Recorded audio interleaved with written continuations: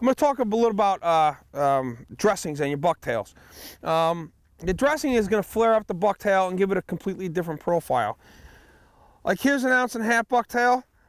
I put on a 70 pork rind. Now I got a completely different profile, a much bigger profile. And you know, especially if there's bigger baits, it's going to imitate those bigger baits a little bit better.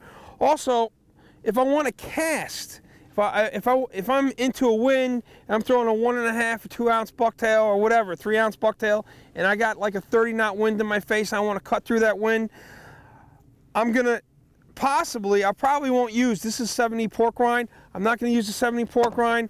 Instead, I'll use a twisty tail and put that on. That'll cut through the wind better. Or you can take the 70 pork rind, and this is the reason I like 70, and just split it down the middle. You can make 2 pork rinds out of 1, and that's going to cut the wind too. You wouldn't believe the amount of distance you would get from just cutting this down the center and using half of this as opposed to the whole thing.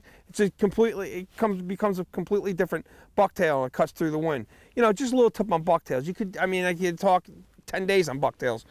When you're dealing with a lot of wind, particularly like nor'easter or hot northwest, most of us will use a bucktail.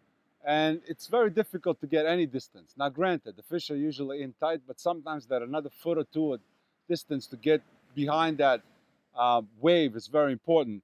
So what you can do is you can take your pork rind and a knife and just slice it in half so you have a smaller and thinner profile, which will cut down on wind resistance and increase your cast. It's not going to increase it by much, but it's going to increase it enough sometimes to be the difference between not catching fish and catching fish.